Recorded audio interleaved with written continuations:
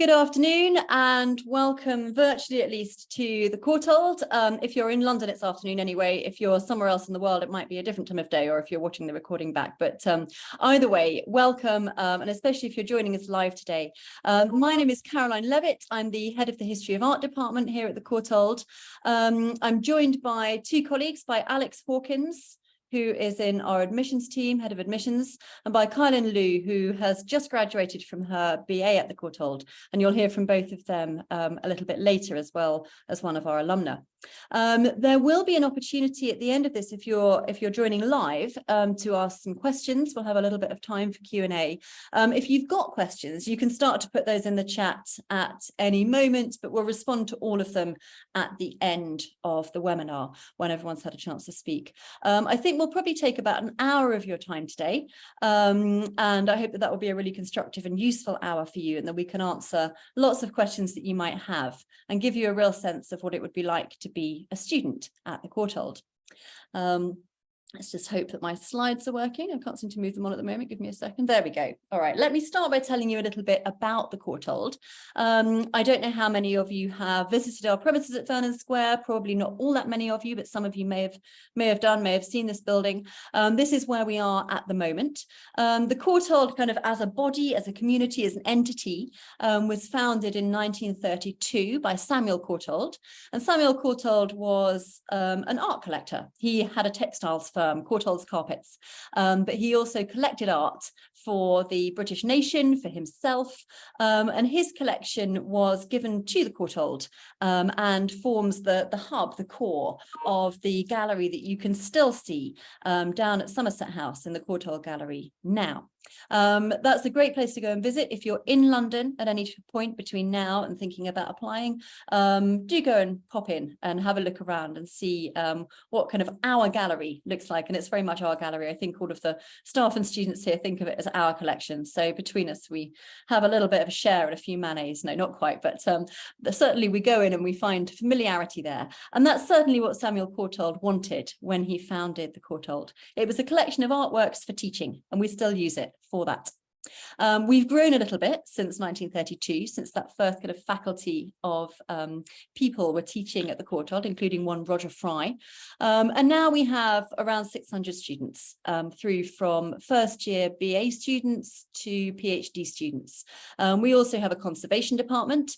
We have a large MA student body, and we have about 90 students a year on our BA programs, roughly.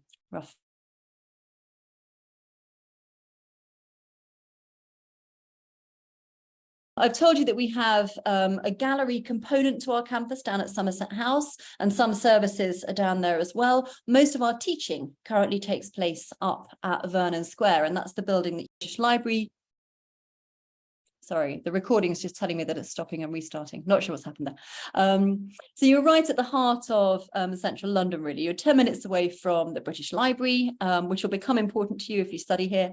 You're 10 minutes away, maybe 15 minutes away from the University of London Library at Senate House, and from other parts of the University of London, including King's College. You can easily access those by walking or by bus. We have 36 or so permanent faculty. I say or so because we're growing and developing all the time. Some of those are in the History of Art department, some in the Conservation department. And between us, we teach a kind of global version of art history. So back in 1932, you would have got one version of art history. In 2023, 24, when you come, we believe that art history looks quite different because the world looks quite different. And the art that we have produced as a global community now looks quite different from what was known about in 1932. And so we take that into consideration.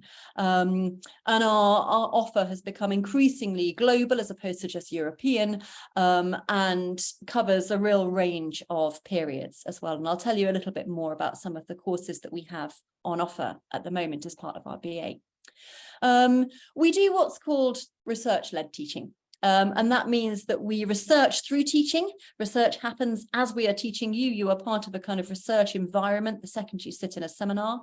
It also means that your teaching is guided by the research that we have undertaken.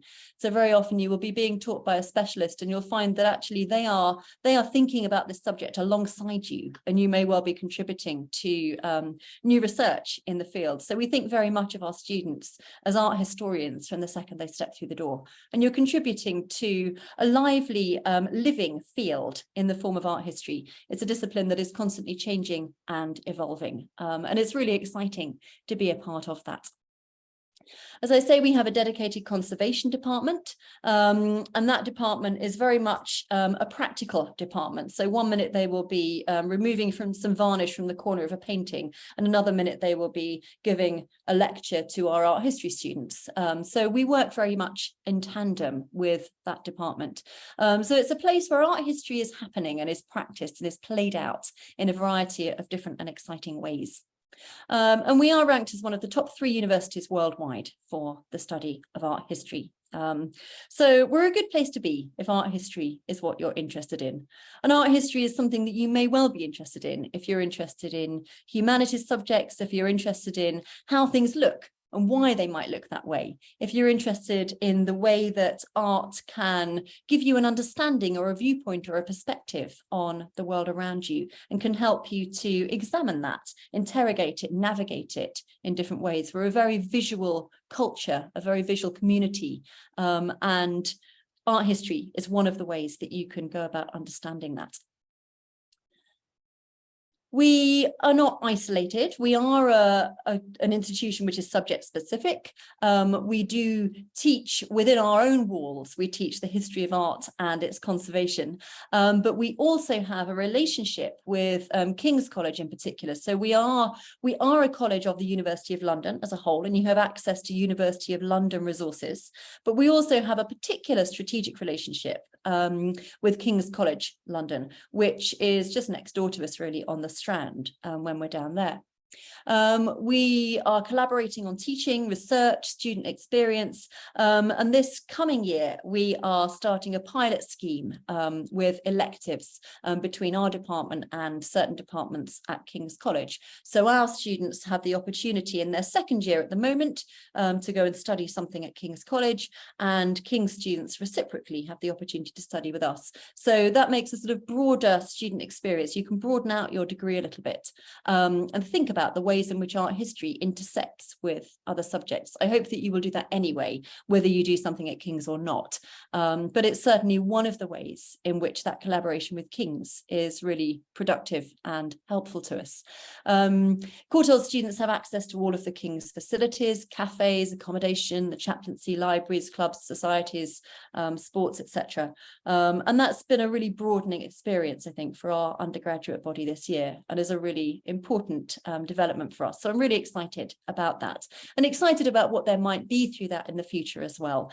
When we look specifically at the BA programme in a moment, I'll tell you a little bit more about the way that those electives fit into a history of art degree at the Courtauld, but that's only one aspect of this. And it's really exciting to see those communities coming together. All of our undergraduate students study a language, certainly in their first year. Some will be able to take it on into their second or third years. But those language modules are delivered through the King's Modern Languages Centre, which has a really wide range of languages on offer. So it's great to be able to partner with them in that. I told you a little bit earlier about the Courtauld Gallery, but here's a little bit more about it. So it is based in Somerset House. It's our collection, as I say, in many ways. It is a collection of collections as well. So it's not just Samuel Courtauld's collection. He is responsible for the sort of hub of it, which is mostly Impressionist and Post-Impressionist works. And they're the ones that people often come to see. But there's a lot more to it as well. We have an amazing collection of early Renaissance and medieval pieces right through to the 20th century and beyond. There's a wonderful Cecily Brown on our staircase at the moment. And our range of temporary exhibitions reflects that range as well. We've recently had exhibitions on Van Gogh's self-portraits and an exhibition of canvases by Peter Doig, which were kind of drying on the walls as they were being hung.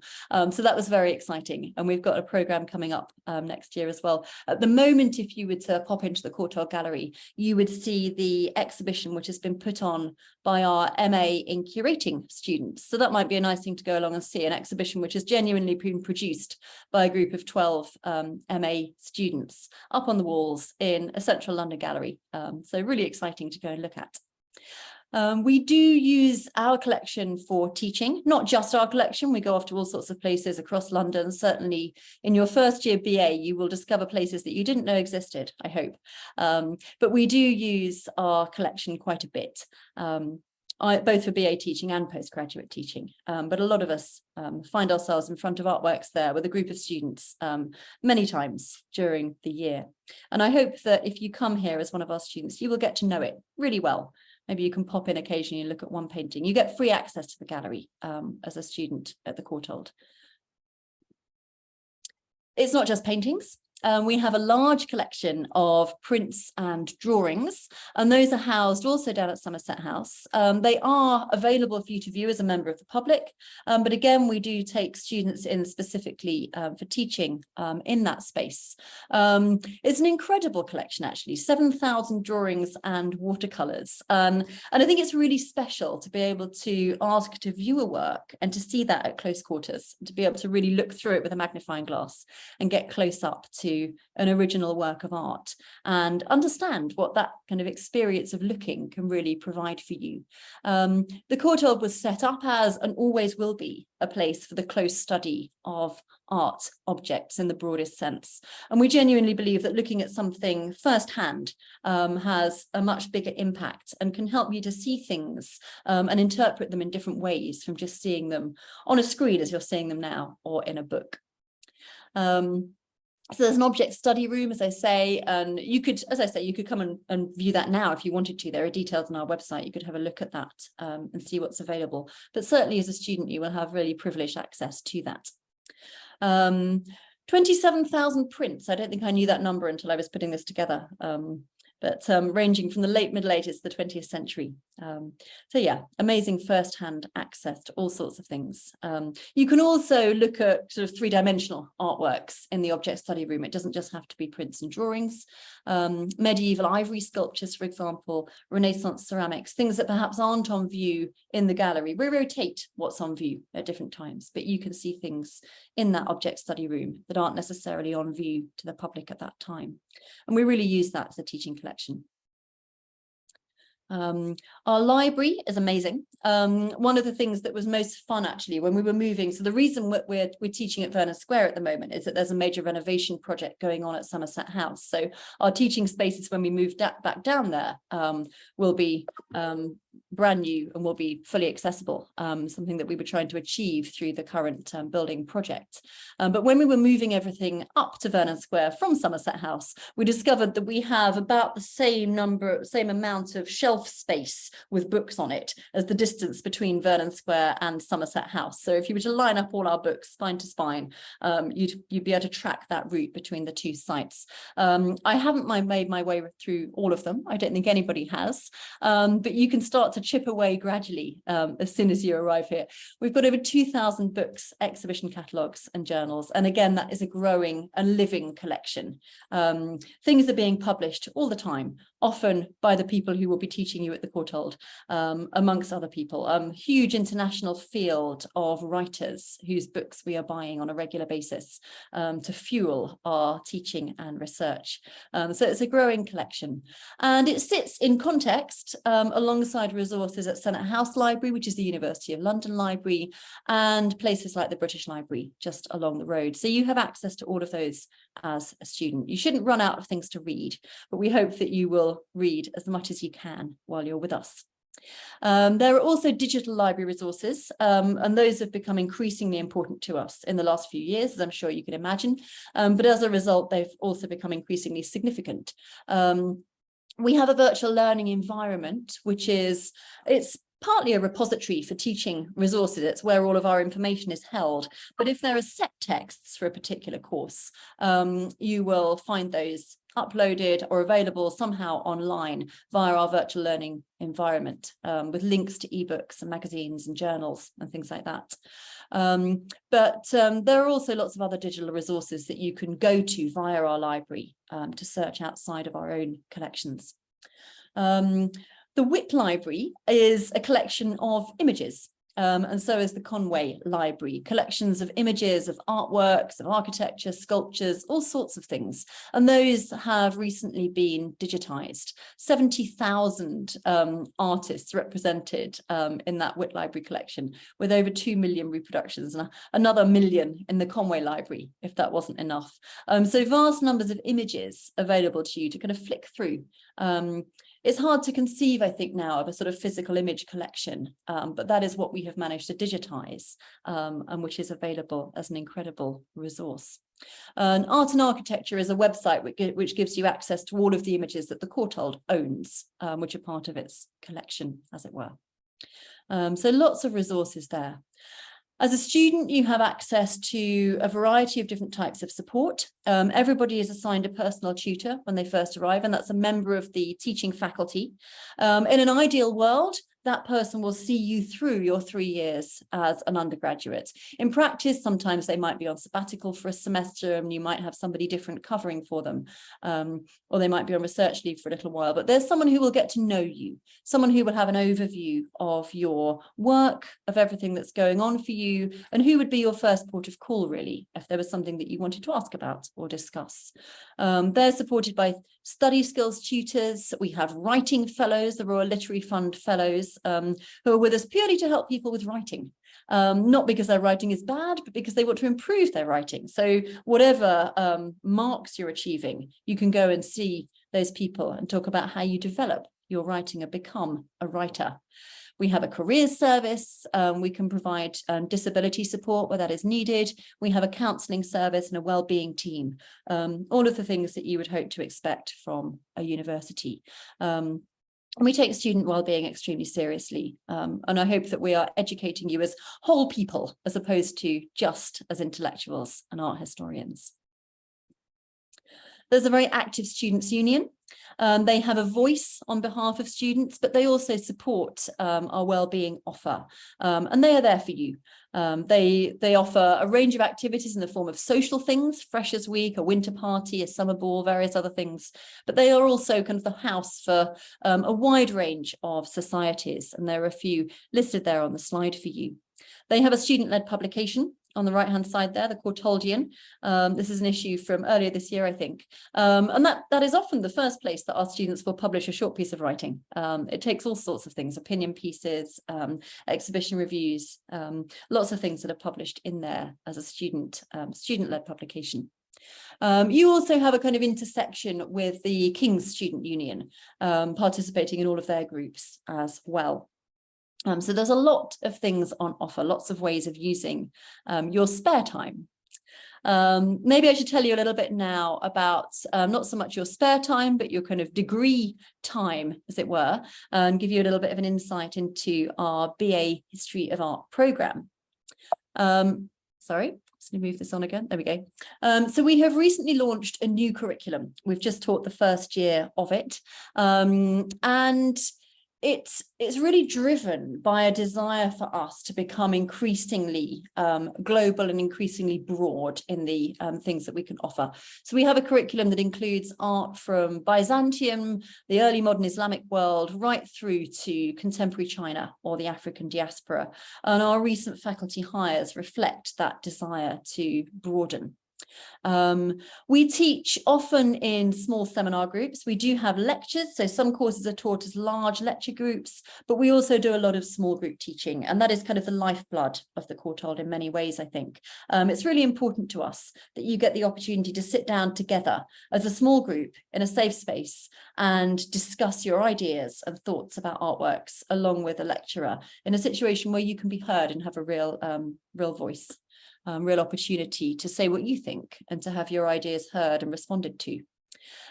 We take trips to see works of art in situ, not only our own gallery, but others, as I've said. And by your third year, you may even get a chance to take a trip abroad. Our BA3 students often go to other countries, mostly in Europe, as a group to see things that are relevant to what they're studying. Or you might take a trip within the UK, an overnight study trip.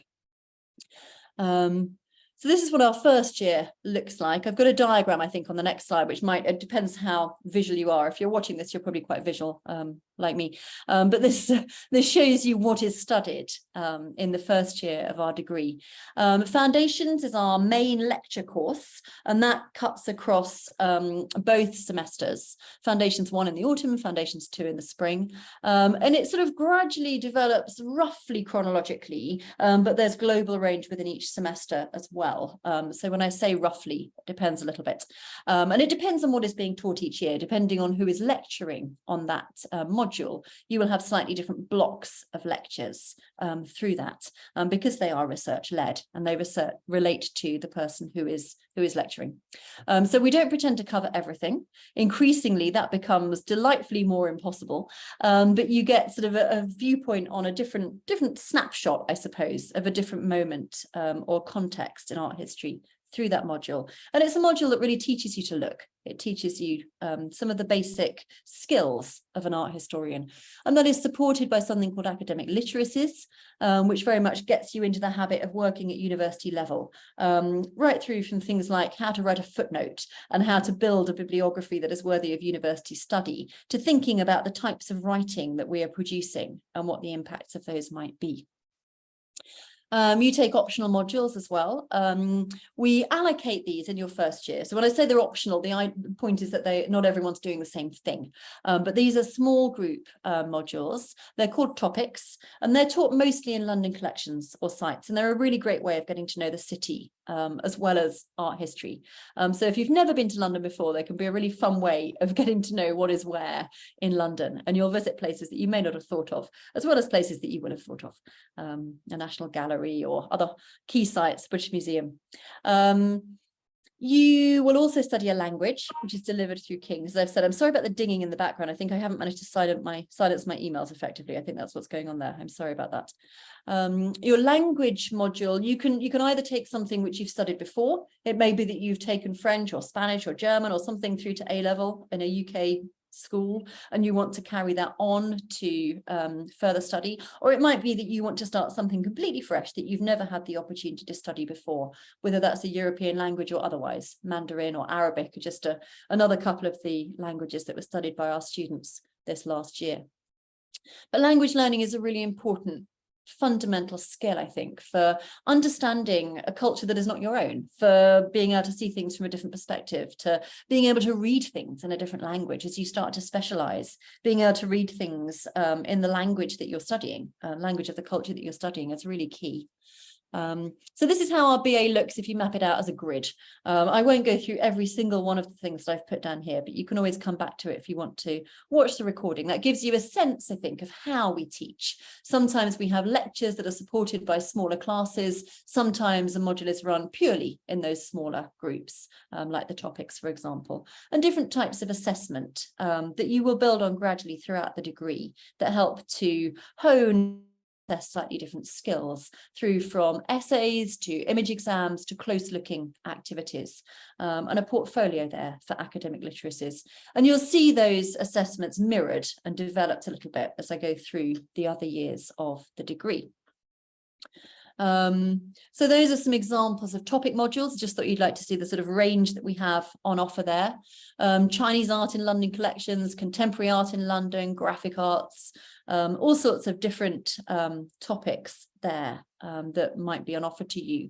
They do change year on year because it depends who is teaching on what part of our BA programme, but you will have an exciting range whatever the year is, and those are just some examples there.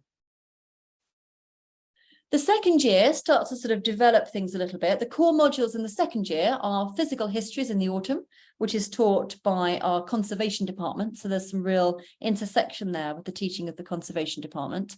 And exhibiting art, which is really what it says on the tin. It's about thinking about display, about the way that museums and exhibitions are curated and put together, why artworks are hung together in the way that they are, and how that might affect how we view them, for example. And also exhibitions outside of spaces that have walls. What does it mean to exhibit something within a city or in a I don't know, a biennial type context? There are a range of options for other modules in year 2, and this is where you get the opportunity to select an elective at King's if you want to, for example. We have histories modules and approaches modules. Histories modules come from the starting point of kind of the context of a particular moment or theme or place, whereas approaches modules take a slightly more theoretical stance, and they will be led by a particular approach to art history. And then through those, you will study case studies of particular artworks, but it's just sort of the starting point that is slightly different. So we get you thinking about the ways in which objects can be interpreted. You get some real looking skills in place in the first year, and then we start to say, right, having looked, how are you going to build a framework for interpretation for this? How are you going to approach things? So this year we've got a range of electives at King's in arts and humanities departments, from liberal arts, languages, literatures and culture. We may develop that gradually. There may be more choices on offer. We're piloting that this year, and there's been a really great uptake. So I'm hoping that that will go really well, and that there will be a development of that by the time that you think about joining us. So that's what the second year looks like. You take a minimum of 1 histories and 1 approaches, and then you might take an additional histories module, or you might take an elective at King's. And again, those are taught and assessed in slightly different ways. Some lectures and seminars for physical histories, exhibiting art histories, and then a seminar group approach for approaches. And then it depends how that module is taught if you're doing a King's elective. And gradually we increase the word count and that kind of thing for assessments, so that you're starting to write more sustained, longer pieces, and more interesting, perhaps, portfolios gradually. So here are some examples of year 2 modules, some approaches options there, and some histories as well. And this is just a selection to give you a sort of taster. There are 8 different histories modules on offer each year, 4 in each semester, and I think we have sort of 9 different approaches modules going on. The third year really builds your independence as an art historian. And I think the high point for a lot of people is writing the dissertation. We've increased this now to an 8,000 word dissertation. It used to be a little bit shorter, but we often found that people were frustrated not being able to write a longer piece. So 8,000 words probably sounds really long at this point. It is commensurate with other universities, but it's also really satisfying to be able to write a piece which is that sustained and gives you the chance to really develop your ideas and your thinking through that. And you bring into play all of the things that you've learned about researching a topic firsthand, looking at things, interpreting those through different theories and frameworks. Alongside that dissertation research, you take 2 special options, 1 in each semester. And those are slightly larger courses. You meet twice a week in a small group, and you really tackle and get to the bottom of a topic which is quite specialist. I'll give you some examples of those in a moment, but here is a depiction again of how that third year pans out. And gradually the year becomes more important in terms of how it's weighted in your degree as well. I should have said that. So the first year is not part of your overall degree weighting. It's an opportunity to make some mistakes perhaps, as well as really getting to know the subject. The second year counts for 40% and the third year counts for 60%. So there it is in grid format for you. All of our exams are online exams now, I should say that. So you sit those using a computer rather than a paper and pen, which has its advantages. There are some examples of our special options, right through from arts at the course of France and art in the modern nation, from medieval Islam to postmodern Iran, through to things like transnational history of post-war exhibitions or the global print. A real range there of special options that you might have the chance to study. And there will be others, there will be new ones by the time that you come, because they're constantly developing. You can, even before you become a student with us, we hope that while you are with us, you will really tap into the Research Forum's offer of events that are going on, lectures, conferences, workshops, talks, all sorts of things that are happening, sometimes online, most things public and free. And you should never be put off attending those. Don't think that they're for a sort of research elite in some way. They're very much for everybody. From your first year, I hope that you would attend anything that you find interesting. You can be part of a decolonising action group. We're very keen that issues around decolonisation are embedded into our programs and into our conversations and our discussions, and you can help to shape the way that the gallery sector in due course might be explaining and dealing with artworks in what we know to be a kind of problematic environment. So do think about getting involved in that even now and getting a taster of what our research environment is like. So our BA degree really helps you to become a researcher in your own right, to become an independent art historian, and possibly to go on to postgraduate study if you were to choose to. We have a young people's program as well, program of free workshops, courses, events, insights into art history. If you want to discover what art history is, if you're still not entirely sure what this subject might be, feel free to get involved in some of those taster workshops. We have a summer university and various online resources. So do look across our website and see what you would like to get involved in now to get a sense of what we do and what you might like to join in due course. I'm going to hand over to Alex now. So that's a bit about our sort of programs and things. Alex will tell you a little bit more about the logistics and how you go about becoming a student with us and that kind of thing. If you've got questions on the BA program or on studying with us, then do start to put those into the chat if you'd like to. And as I say, I'll come back to those in a Q&A after we've heard from Alex, Kylan, and also Joe, an alumna who will be joining us. But Alex, I'll pass over to you.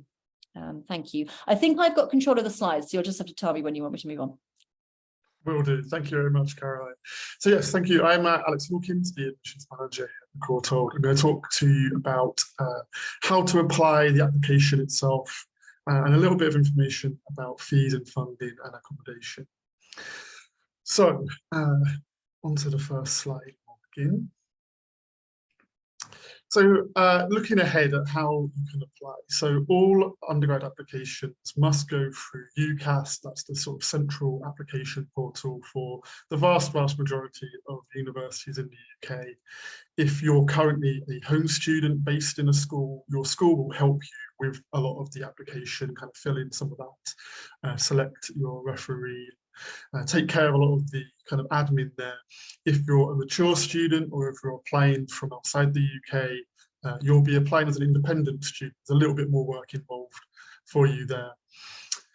We don't require an interview, so we look at your application, your UCAS application as a whole. We look at the academic record, your personal statement, and your reference in fairly equal measure. And just to say, if you have qualifications outside of the UK, or if you're needing to supply an English language exemption or proof of that, you'll need to do so via email after you submit the application.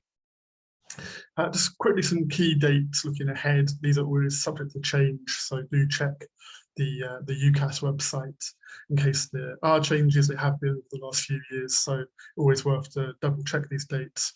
But in early September, the 5th of September, applications will formally open for 2024. I think you can already get some of the, if you're an independent applicant, you can already go onto UCAS and start filling in some of the details there. But formally, the applications will be submitted from the 5th of September.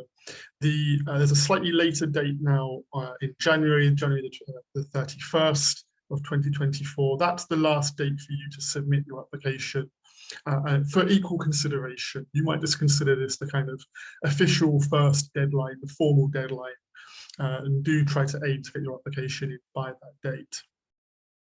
Throughout February is when we finish reviewing the applications and we make our decisions, and we'll update those on UCAS Track. That's kind of where you'll find out about the results of your applications and get a bit more information and conditions. We'll send an email to you too.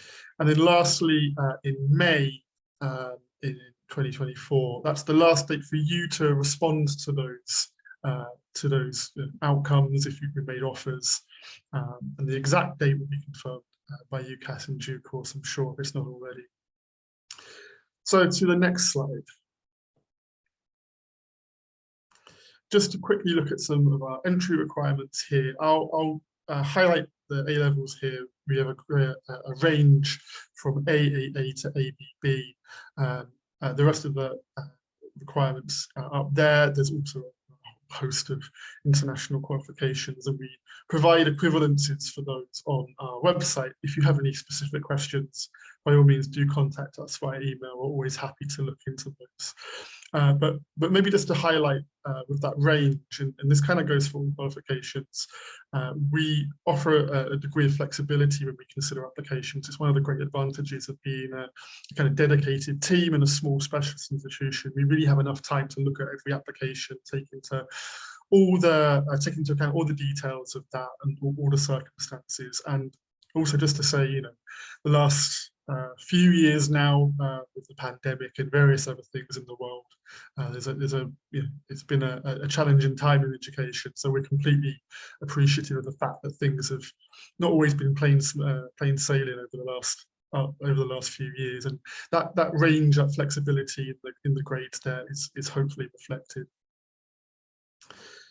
So on to the next slide, and we'll talk about the personal statement, which is really the kind of key part of your application in many ways, and it's the thing that I look forward to reading every year. I read through the vast majority of them myself. My colleagues also look at some, and it's really a few things here. So it's a really key thing. It's important to tell us about yourselves in your own voice.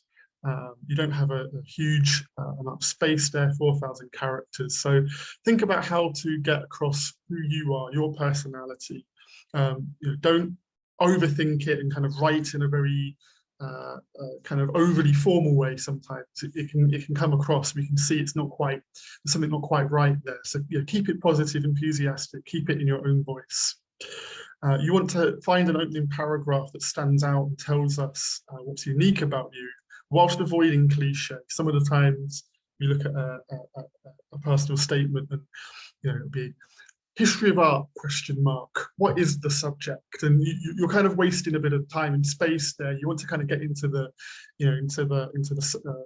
actual content, the substance of the statement quicker than that. And so think about trying to often you might write more than cut it down. Think about that process as you're constructing this.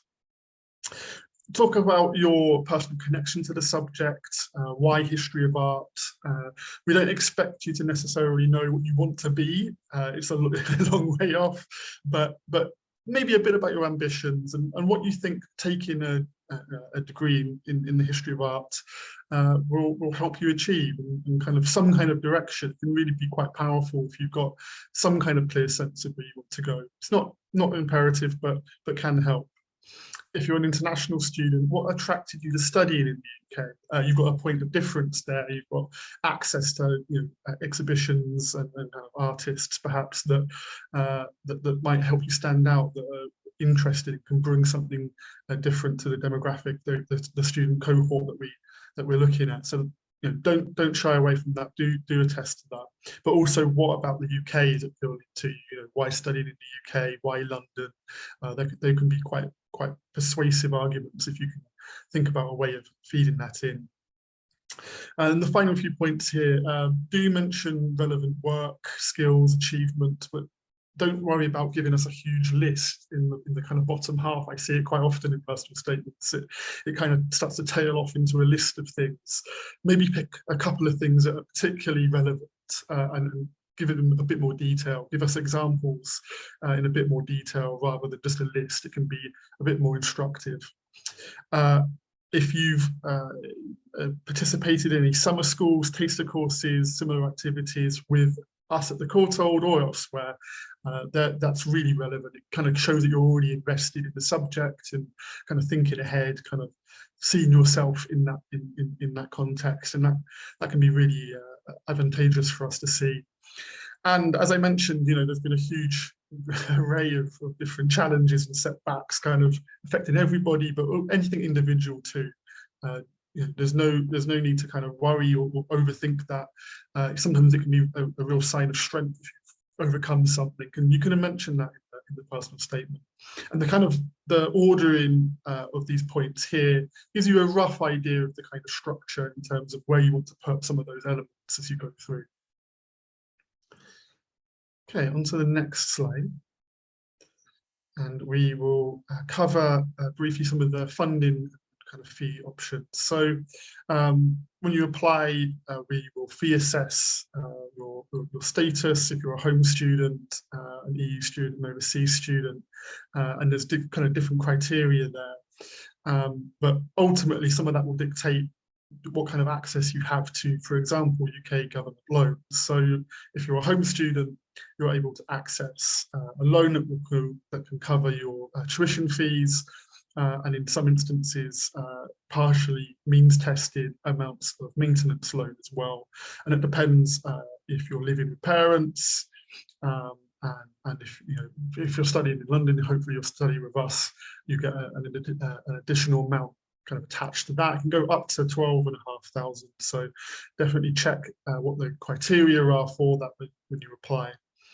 I'll group the next two things kind of together, the Courtauld Bursary and the James Hughes Hallett Undergraduate Scholarship. Both of those have kind of criteria attached to them, chiefly things like household income, but also they're focused on underrepresented or historically underrepresented groups in UK higher education.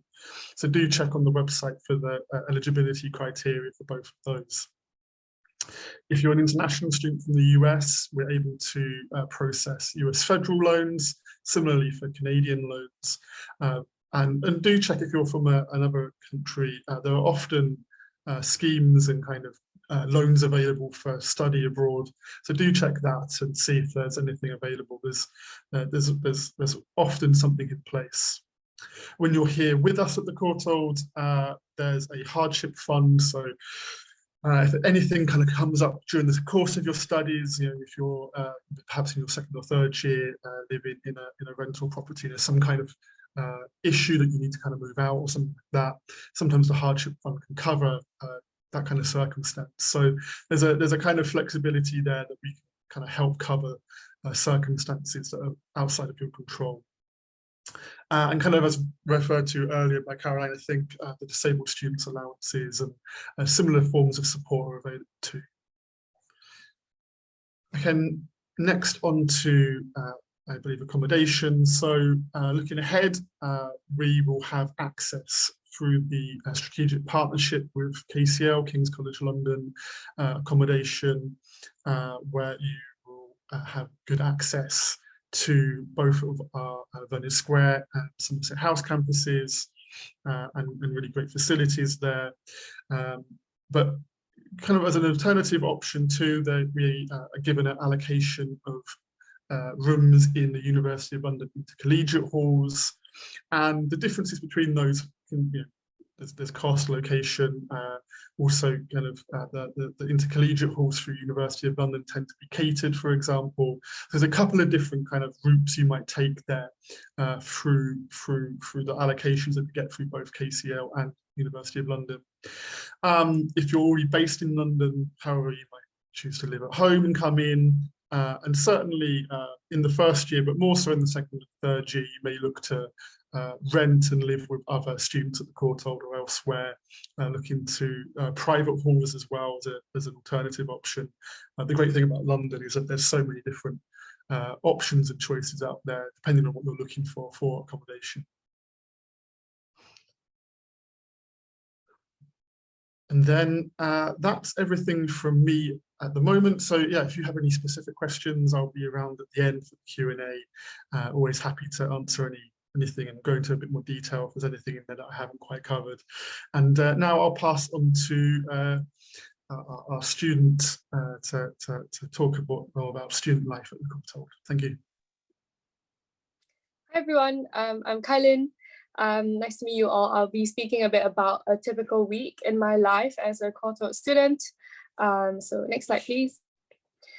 Just a bit about myself. I've just graduated from the Courtauld with a BA in History of Art. I'm an international student from Singapore, where I did my A-levels before coming to uni in London. My interest coming to the Courtauld lay primarily in contemporary art, although in the past few years, they've really expanded significantly as I went to more shows, read up on more different topics. I also enjoy looking at things like Japanese woodblock prints, Chinese landscape paintings, learning more about Southeast Asian colonial histories and how these backdrops inform the present. So I think it's been quite a good mix. Even though I'd say these aren't still the biggest focuses of most of the courses offered at the Courtauld. Like Caroline's saying, it's really diversifying at the moment. And even if you're interested in something that's really niche, that's not being taught in class, you definitely have many opportunities to explore them in your own research and your own essays. For me, particularly in the second and third years when we did a lot of independent writing. Next slide, please. I chose to study at the Courtauld for several reasons. I knew that I wanted to do history of art. I appreciated that the Courtauld was a university that specialized in it. I'm sure many of you know that only history of art is offered at the undergraduate level. So there's a bit more diversity in terms of courses offered at the postgrad level, but everything is still within this field. So this means that teaching is more focused. You don't have to do modules too far outside of your interests. In fact, I came because I wanted to just do history of art rather than do it just as a minor. And you get to practice art historical skills more often. The faculty at the Courtauld are also world leading in their fields. Many of our professors are well known, very well published. If you're curious, their profiles are also on the Courtauld website. You could definitely look them up if this is something that's important to you. Yeah, and the Courtauld name is also really well recognized in the industry, which definitely contributes, in the future to your employment prospects, things like that. One of the other big draws for me was also its location in London. Being in London means you get to visit museums and galleries all year round, which is much more convenient, I'd say, than getting the train into London every few months to catch something at the Tate. There's always something happening, which is great for a new student looking to expand your horizons. For an art history student, I think it's most important for you to just look at lots and lots of art. And it will be quite difficult to do that, if you were studying in a place that didn't really have lots of art stuff going on. So, it's great to give yourself lots of opportunities to think about art, and having shows to visit is something that's really central to that. The great thing about studying in London is also that lots of art institutions have free or discounted entry for people under 25, which means that you could always go back, have a second look. If you stay in London during the summer, you could also apply to work in galleries and other art institutions, which is what some of my friends and I have been doing. Teaching at the Courtauld is also quite hands-on. Our seminars encourage us to discuss issues with our classmates. And in those classes, the students are the ones who are largely responsible for the pace of the class. Small seminar groups also means that everyone is pushed to express their opinion. Seminar leaders can really give you individual attention, and you get the chance to just discuss with your classmates rather than sit around and listen to other people talk. Once or twice a term, we also visit a museum or a gallery that relates to what we are learning, like Caroline was saying. So you could get to do a class presentation in the British Museum in front of the object you're learning about, which I think is a really unique experience. Having a small community as well is also a bonus. You do get the opportunity to know many of your course mates well. And of course, further opportunities for an MA if you're thinking about that. And it does give you a taste of what the Courtauld is like really early. Next slide, please. A typical week in my life includes lectures and seminars. They don't usually take up a lot of my time, and sometimes, depending on the timetable, you might get 1 or 2 days off from uni during the week. But there's usually quite a lot of pre-reading, which I have to do consistently. Sometimes your seminar leaders might ask you to visit an exhibition in preparation for a class. I'm also aware that the partnership with KCL will kick in soon, which might change some of the structures of your day-to-day Courtauld life. I think it might get a lot more exciting. But of course, more questions on the partnership, perhaps Caroline would be a good person to ask. There are also society events happening throughout the week. Film Society and the Courtauld, for example, screens films on campus. Fine Arts Society hosts live drawing events. Some societies have their own events off campus, so if you're interested, definitely look out on the Student Union page on Instagram. Usually they have their own society pages as well. I've been to a live drawing session on campus before. That was great, really chill, a good way to relax, unwind, get to know new people, you know, hang out with like-minded friends. And also, I'm sure societies at King's would be a really great place to get to know more uni students from across London, people who you might share a common interest in that people at the Courtauld might not. So that's something to look forward to. Research forum events are also open to students. It's a great place to be thinking about something outside your course, meeting other people who are interested in the same topics that you are. This happens usually once a week.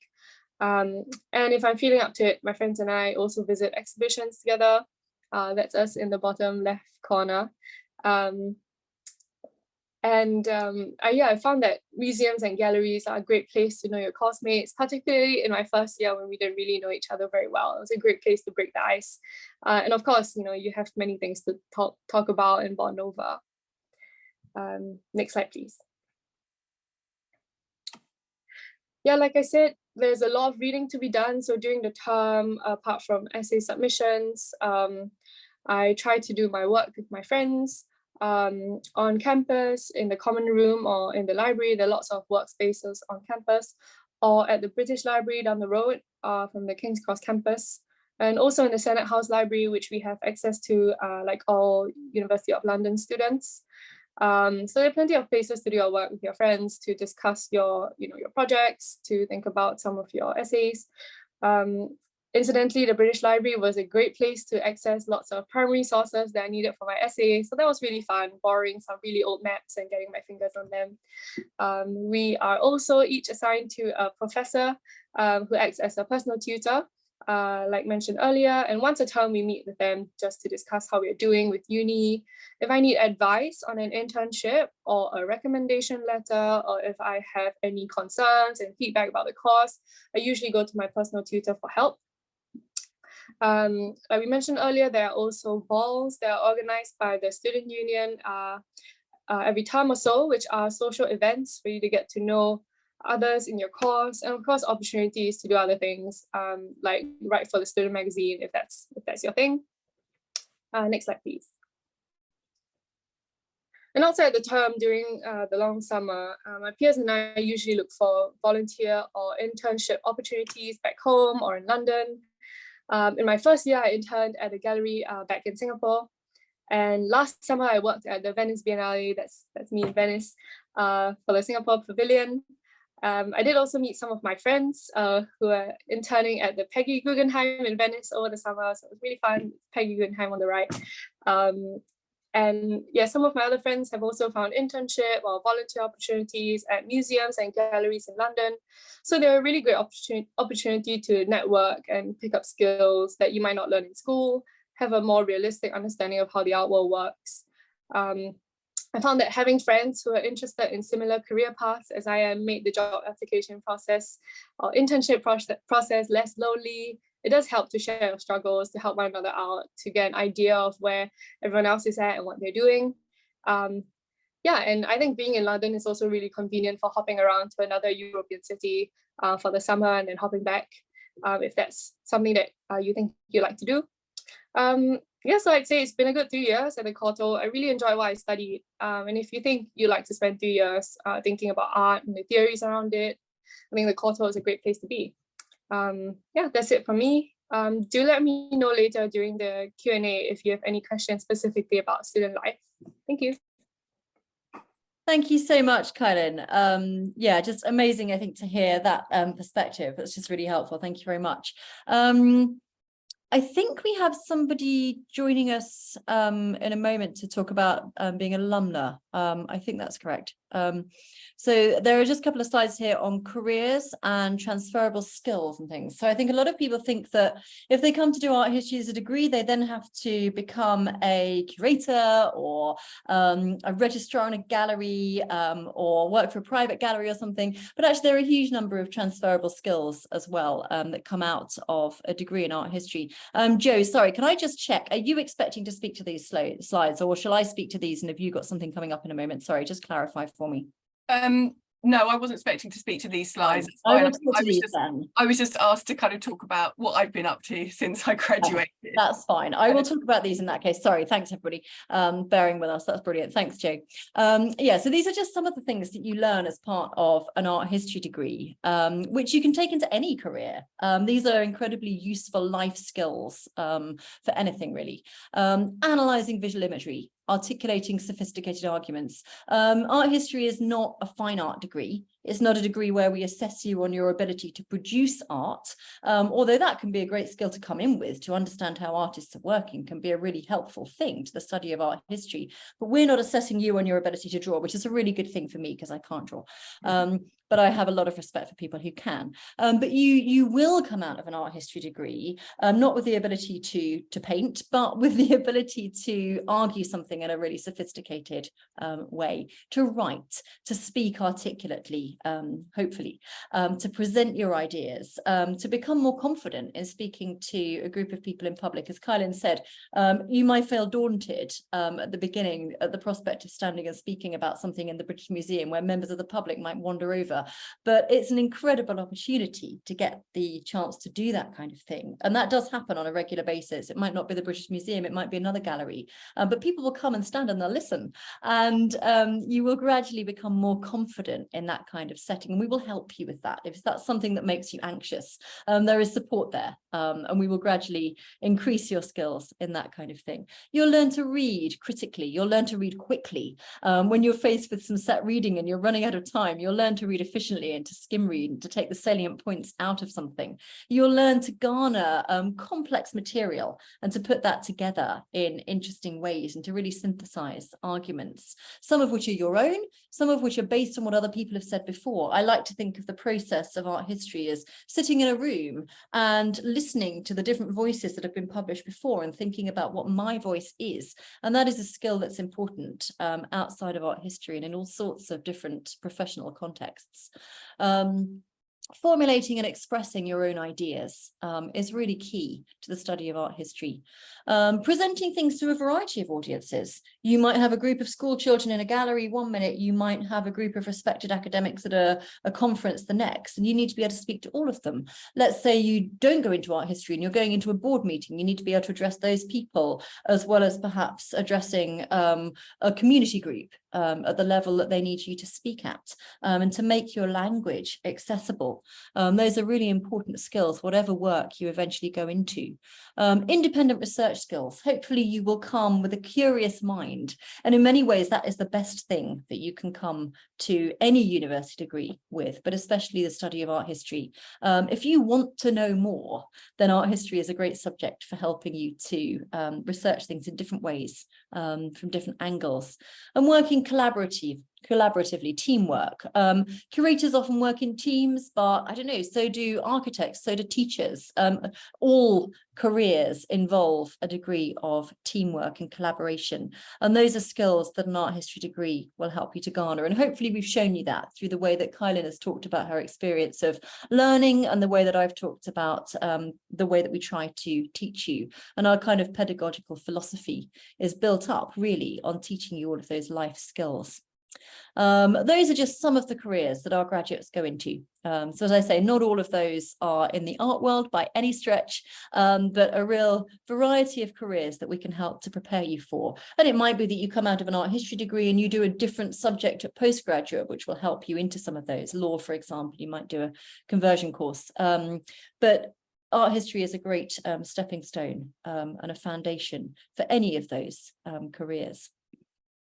We have a careers service. You can book one-to-one careers appointments, practice interviews. We've got help sheets, online resources, all sorts of different ways in which we can help to build you as an employable person to go out into, I don't know, the real world. I'd like to think that we're in the real world in a way. Maybe that's a ghastly Barbie reference, actually, from what I can see of the trailers that are out at the moment. Anyway, probably less of that. But we will prepare you to become an employable person at the end of your degree. There are various alumni benefits. The second you walk across that stage at graduation with your degree, you become part of a huge alumni network, both in the UK and across the world.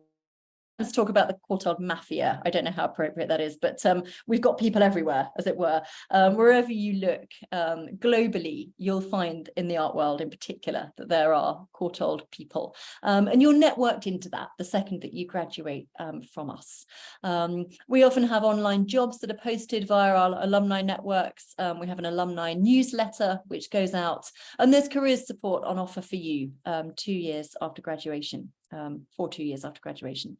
So those are all things that you can tap into. So if you look at art history and you think, oh, it's a little bit niche, will I be employable at the end of it? The answer is yes, you will, definitely, as with any humanities subject. Sorry. So Joe, this is now you. I'm sorry for being confused about who's doing those last things. I didn't want to. A big welcome to Hughes, who I think is somewhere. I am here. Thank you. Okay, let me start my video. Super, hello. I'd made a few notes, things I wanted to talk to you about, but it's been absolutely fascinating listening to the other talks. I think I came online about 20 past, and I've just been making loads and loads more notes because so much of what you were saying, all of you, is still really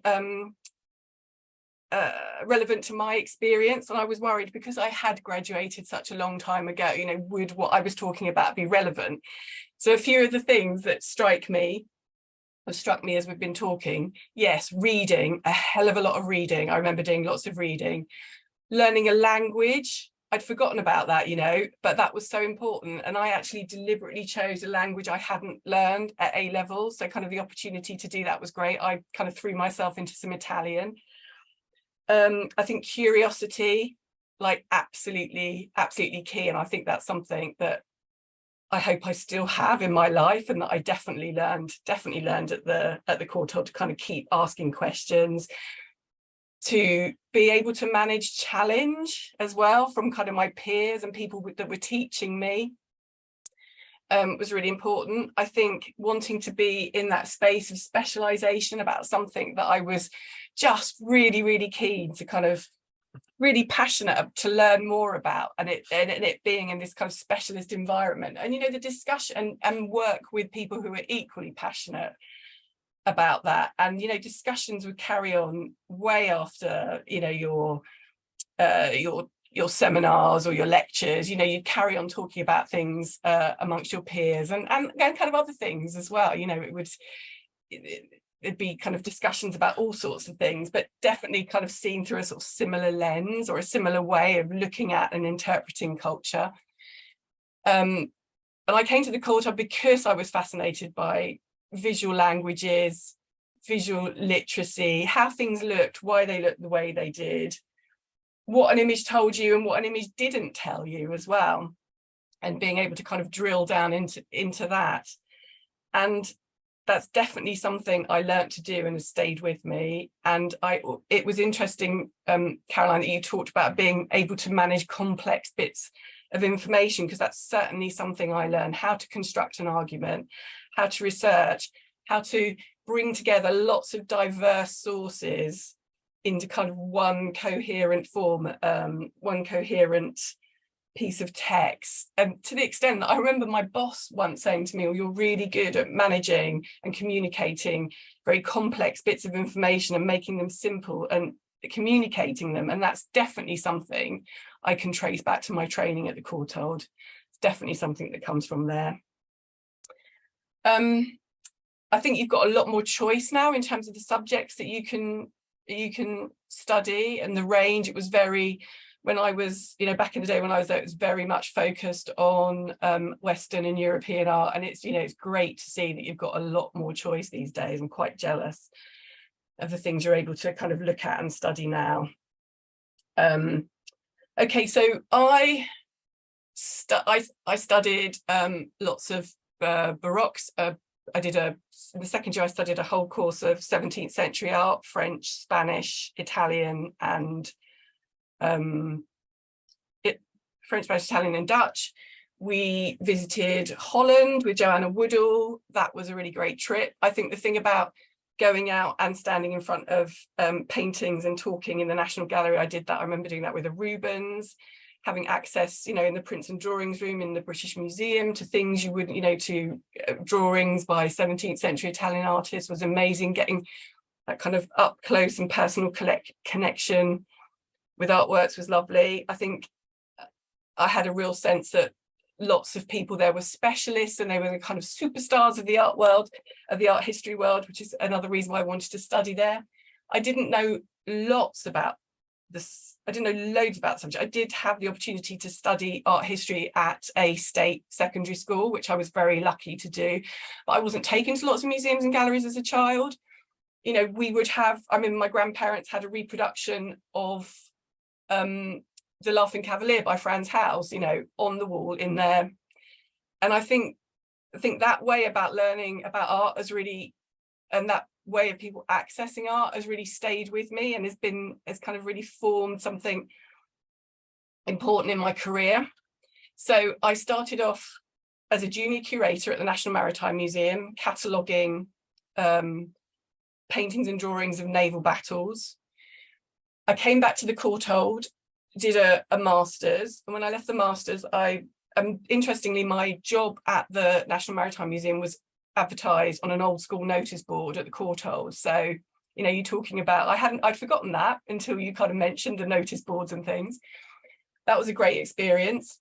After my master's, I was employed on a freelance basis by the National Archives, who were looking for somebody who had like a history of visual, who had an understanding of the history of visual culture, because they had lots of historians working there who were working with documents and the written word, but they had a large visual collection of design, advertising, graphic artworks, photography, but no one who knew what to, who really kind of knew very much about it. So they employed me to kind of start looking and see what was there and start cataloguing some of the photographs. At the same time, they were also aware that there was an opportunity to use some of their imagery in a commercial way. So at one point, I was helping picture researchers from newspapers and books find images and charge them for using them from the collection, and also doing a more curatorial role. And as I was running these two part-time jobs in parallel, and then at some point they said to me, look, they're both full-time jobs, which one do you want to do? And I don't know why really to this day, but I chose the commercial role. And I think I thought that was because there would be a lot more opportunity, or I would develop transferable skills that I could maybe take outside the sector. But strangely enough, I've stayed in the sector all my life. And so my roles throughout the years have been, so after the National Archives, I worked, my next role was at Tate, and I was there at a very exciting time when Tate Modern was launched. And one of the first projects I worked on was licensing the Tate brand to B&Q for a range of paints. And there was, some amount of disquiet about, what's our, very serious art brand doing in a shed retailer. But the Tate's about democratizing access to art. And actually, if you never go to an art gallery, but you go into your local B&Q and you see a range of Tate paint and you read on the packaging about what Tate is and what it does, that is a way of introducing art to a much wider group of people.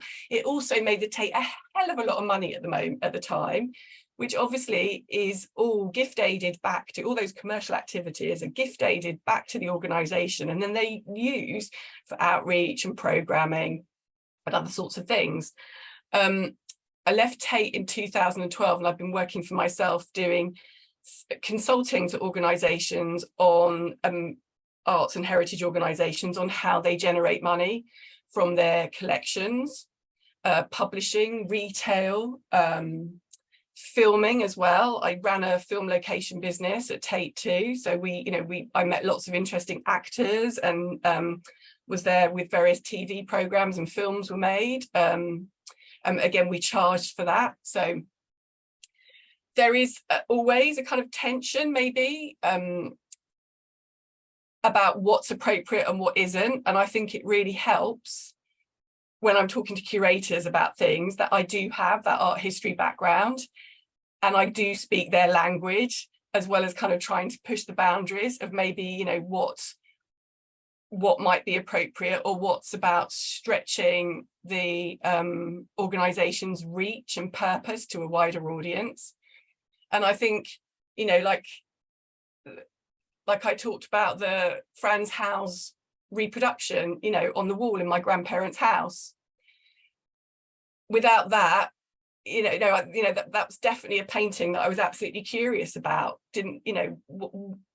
What is it about? What's that look on his face? Why is he laughing? Who is it? Who painted it? You know, that's why I'm very, very keen on actually what's sold in a shop, and that there are postcards and fridge magnets and prints that are accessible, so people can take something that means something to them home, and sometimes that's their way in, and it's not necessarily something that has to be, you know, a very wordy catalogue, although that obviously has its place as well.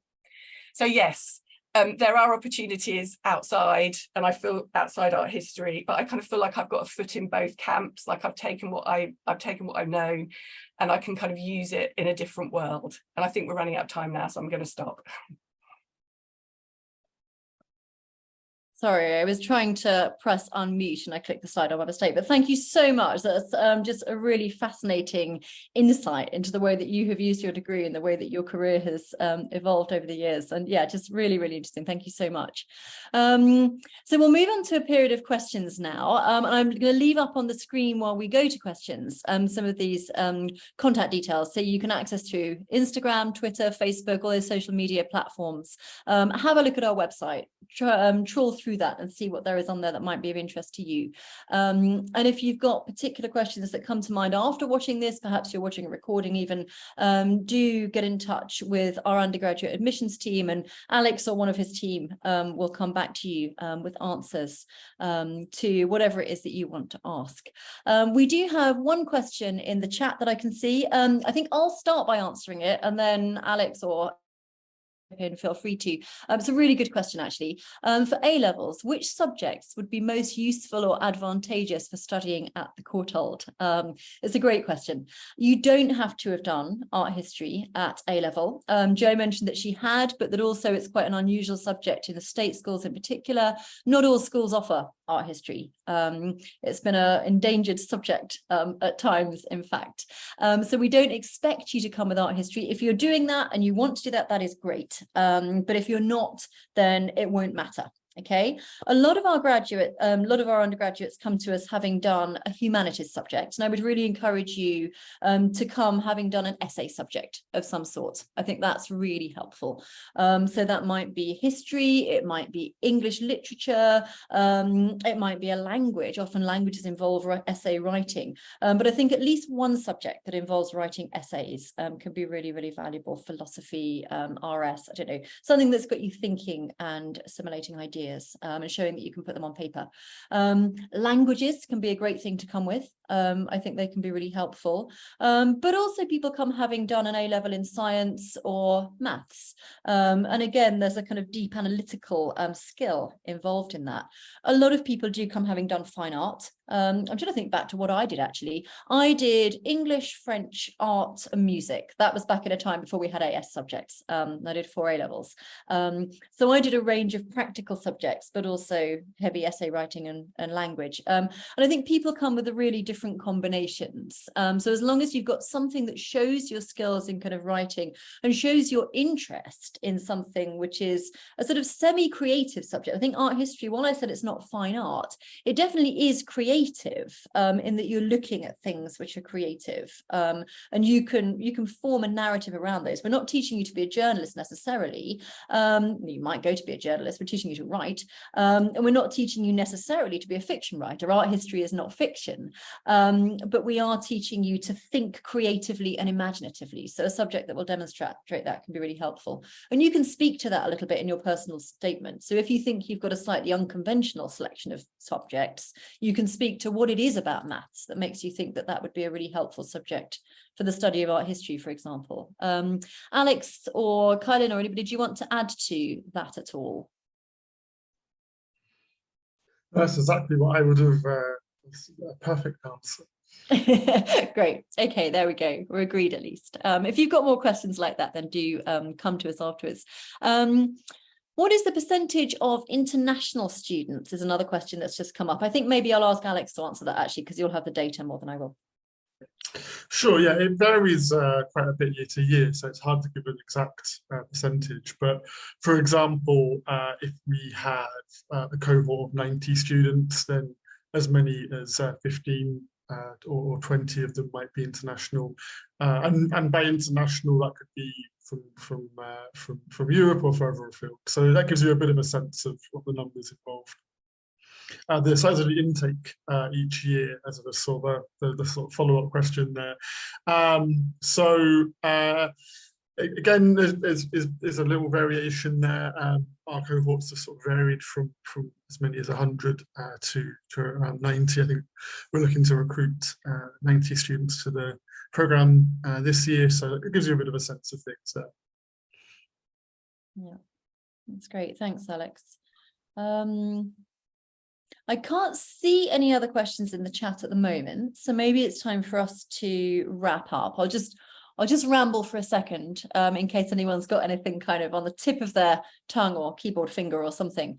But thank you so much for listening today. Thank you so much for joining if you joined live, and thank you for those really useful questions. I think they're helpful for everybody. Thank you really very much to Kylan and to Joe in particular for joining us. It's been great to have your perspective on things. I will never look at paint in quite the same way again when I go to B&Q. There is one more question that's just popped into the chat. The partnership with King's, how will that work? So we're starting to see the kind of fruits of that now. It works on various levels. So teaching, I've already mentioned in that there'll be the opportunity to take electives in departments at King's. And gradually there will be more departments, probably gradually we will increase that and develop that to a degree. We're thinking about collaborative MAs and things as we go along. But now the biggest thing is that you've got access to their resources, you've got access to their student body, to their community, to their student activities. And I think that just really broadens your experience of being a student at the Courtauld. And you kind of get the best of both worlds. So you get the small specialist institution, but you also get the context of that kind of big university. Where if you want to get out of the art history, I don't know, is it a bubble for a little while, you can go and do something a little bit different. We haven't always been big on sport, for example, at the Courtauld. It's hard to put together a sports team. There aren't enough footballers to make a Courtauld team, but there are enough if you join up the Courtauld with the rest of the University of London, and certainly with King's, not just football, that's probably a poor example, but that kind of thing, student activities. There are curatorial projects. There's been a project on the Strand, for example, that King's students have been involved in with the Courtauld. So it sort of broadens horizons on that front as well. And certainly at the level of kind of strategy and planning and research, your teachers will be interacting a lot more at the level of research with people at King's. And hopefully that will eventually produce kind of collaborative results, both at the level of research and teaching. If our teaching is research-led, then hopefully it will also eventually be partnership-led in that sense. I don't think there's anything else you wanted to add about that, Alex, or no? Great. Oh, they're coming thick and fast now. After a history of art degree, would I be able to be accepted into the postgraduate conservation course without a scientific background? Are science A-levels required? That is a really good question. I think they do require some science. Is that right, Alex? Have you got a finger on the requirements there? Yeah, and actually the conservation program, the design of it is such that if you come to it with an art history background, more so, that's fine. If you come to it from more of a science background, that's fine. And they kind of fill in the gaps, and both are kind of taught to a certain extent. So yeah, I mean, it is covered to a certain degree, although yeah, it's probably it's the sort of thing where it's useful to think about maybe supplementing that with some kind of extracurricular study at the same time, just to kind of prop that up if that's what you're looking at ahead, you know, a few years down the line. So yeah, a good question, and as I say, kind of covered in the program to a certain extent. Yeah, thanks, Alex. Yeah, I think conservation is a great combination of art and science, actually really, really interesting. Yeah. So conservation, just to be clear, just does postgraduate programs. There's not a BA in conservation. We do a BA in history of art. But yeah, that's certainly something to look at as a next step. Another question here, does the uni make contextual offers? If so, what do you consider? Again, I think, Alex, you're probably best placed to answer that. That's right, yeah. So we do, depending on the whole host of factors, as we look at the application, you know, alluding to some of the criteria for some of the funding options too, with underrepresented groups in UK higher education, and just a general sense of flexibility also.